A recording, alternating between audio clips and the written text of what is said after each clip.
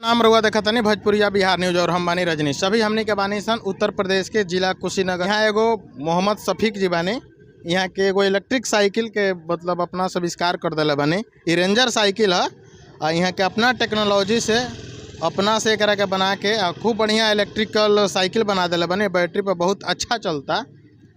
तो हमने कहीं ये कैसे बनल बा शफीक जी से चर्चा करता नहीं से अपन। शफीक जी बहुत बहुत स्वागत बा। जी धन्यवाद। अपन परिचय एक बार बता दी। जी हमारा नाम मोहम्मद शफीक है और ये गोखला चौराहा कोकिल पट्टी से हम बोलते हैं। ई कब से करा के रुआ मैंने का मन में आयल कि एथी कर देने के? ये हम अपना खातिर बनौनी है, ये अपना खातिर बनौनी, अपना समझ से, अपना हिसाब से। आई मैंने कैसे दिमाग में रुआ आयल कि हमें बैटरी लगा दी है, हमें चाहे कौन टेक्नोलॉजी यूज करे कि बैटरी पर चले? ये सब जैसे मोबाइल से देखत देखत आदमी दिमाग लगावत मैंने मोबाइल पर कौन सी बता देने? यूट्यूब पे? हाँ यूट्यूब पे। जैसे एक सामान हर चीज अलग अलग से ले आके हम बनौले बानी, ठीक बा। देख हर जगह देखल जाला आदमी यूट्यूब पर, कबो कबो गूगल पे, कबो अमेजोन होला या फ्लिपकार्ट होला, ये सब पे कुल के अलग अलग जितना ही सिस्टम बा सब अलग अलग से मंगौले बानी। अच्छा हाई मीटर कौन सी कहा? मीटर जैसे बैटरी में बता हाई रुआ देख सकत नहीं कि बैटरी कितना चार्ज बा।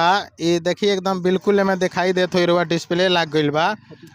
हई हॉर्न ओरन के भी सब चीज में लाग गइल बा। गाड़ी में चाबी है जी लाग जाइए कर साइकिल के।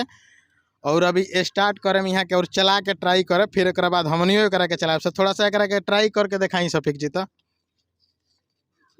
आएगा। लेकिन विशेष कर भोजपुरी में हमने कैसे बोले सन, चूँकि हमने के राज्य से ही जुड़ल इलाका बा। आ देखी बिना पाउडिल मरले कितना आराम से ही आ रहल बा साइकिल। एमें कहीं कुछ ना करे पड़ी, बिल्कुल एकदम ही चली। अब एक के हमनी के ट्राई करता नहीं सा। शफीक जी एक बार पकड़ी तो हमनी से चलता कि ना कोशिश करता नहीं सा।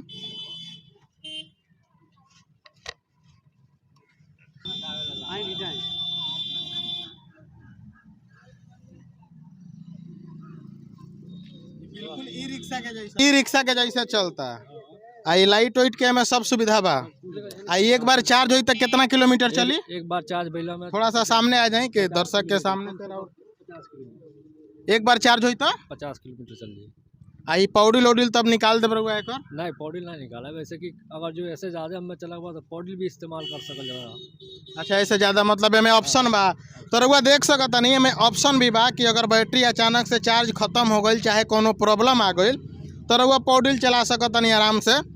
खूब बढ़िया गाड़ी। कितना स्पीड तक चल सकता? 30-40? 35 की स्पीड। अभी तो 30 के तो यही जी दिखाओ तो रही। 35 मतलब मैक्सिमम मान के चला जा 35 की। अच्छा 35 के स्पीड चली।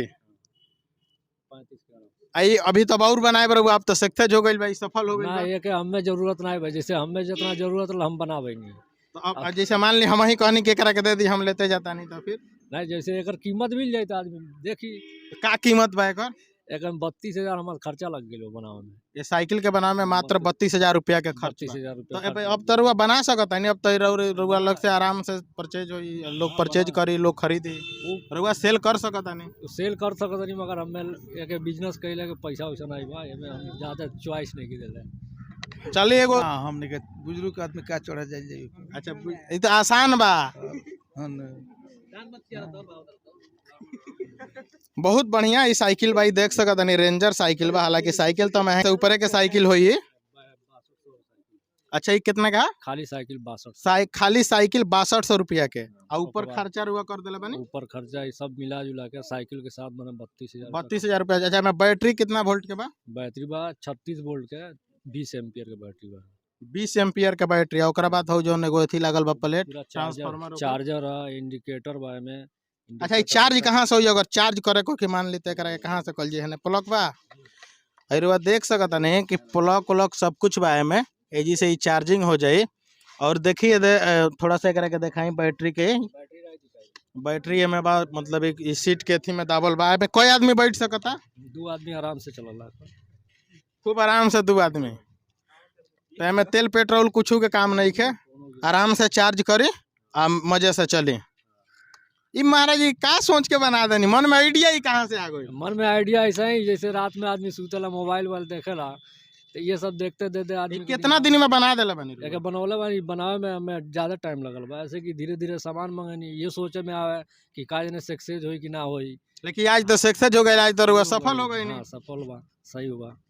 ये बात मतलब आज सही बा कि मान लिया तो हार है, ठान लिया तो जीत है। और क्या, मान लीजिए हम जो इसमें पैसा लगा रहे हैं, अगर ये नहीं सही हुआ तो हमारा पैसा तो नुकसान हो जाएगा। चाहे में और ही कुछ काम बाकी बा, अभी बहुत काम बाकी का काम बाकी बा जैसे? अभी मान लीजिए जो मान लीजिए पीछे बैठा था, उसको पाँव रखे के जगह नहीं बा, अच्छा हाँ, पाँव रखे वाला जगह नहीं है तो उ लगाए अभी रहुआ, वो भी लगाया। वो कहाँ लगी जी पाँव रखे वाला?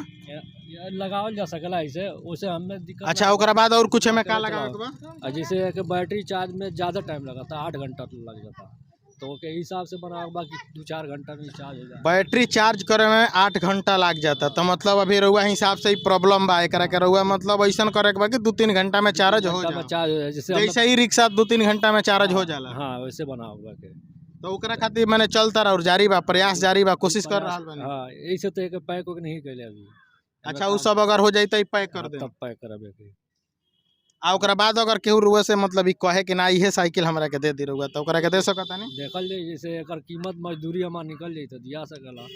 अच्छा, हई में कौन ची के मीटर देखा होता? जैसे ही मोबाइल में खूंटी दिखावला हाँ, वैसे ही दिखा ई होता, कौन ची के खूंटी है? बैटरी की खूंटी है, कितना हेजी चार्ज जोन देखा होता ला? हैजा जो दिखावला, जैसे मोबाइल में बैटरी के परसेंट दिखावला हाँ हाँ, वो चीज दिखावला तो ई मतलब कुल मिला के दोनों मीटर हाँ, एक काम एक करे। काम कर। अच्छा, स्पीड अगर देखे कोई तो उ कैसे पता चली? दिखावला उहो मीटर हुआ लगावे कोई अभी? नहीं, जैसे ओके खातिर लगाओ खातिर मोटरसाइकिल के सामान में लगाओ पड़ी, ओकरा खातिर मोटरसाइकिल के सामान में लगावे के पड़ी। जैसे मीटर होला ओके, मोटरसाइकिल मीटर जो चलावला चक्का से, वो सब सिस्टम लगाओ। अब तो मतलब थोड़ा सा काम में हमनियों के हिसाब से बचल बा कि खाली बैटरी के चार्जिंग के जौन समस्या बा, अगर ये ठीक हो जाता 2 घंटा में चार्ज करे लगता, ओकरा बाद इसे एक्सेज बा पूरा, ओकरा बाद पर तरुआ काम करे के चाहिए। हाँ बहुत फायदा हुई ना कि साइकिल से लोग परेशान होता, तो ये आराम से 50 किलोमीटर चली एक बार चार्ज हुई तो 50 से 60 किलोमीटर ना? 50 किलोमीटर आराम से। अच्छा, 50 किलोमीटर तो बढ़िया बा। जैसे में बैटरी में बदलाव कइल जाए कि बैटरी में जैसे ज़्यादा भी चल सकेला। तो बैटरी का लगाए में बाद कौन सा बैटरी जैसे ऐसे ज़्यादा एम्पियर की बैटरी आवाला, जैसे 20 एम्पियर है, हाँ, 30 एम्पियर 36 एम्पियर तक एक बैटरी आवाला, तो अगर यू सब लगावल जाता 70-80 किलोमीटर का एवरेज दी, तो बैटरी लगाए तो खर्चा तो फिर बढ़ी ना? खर्चा बढ़ी, जितना एवरेज लिया उतना खर्चा बढ़ी है।